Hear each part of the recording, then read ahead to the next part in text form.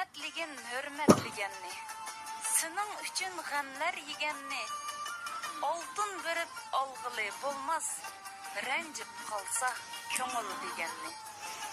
Söygin debmi söydürelmeysen, ot yıkıpmı köydürelmeysen, mingrat künüp köndürelmeysen, rencip kalsa köngül degenni.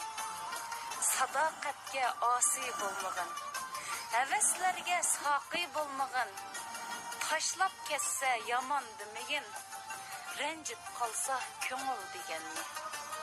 Köz köngülnün eyniki bilsen, körünmeysen köngüldün ölsen, küldürsen hatta ki ölsen, rencip kalsa köngül degenni.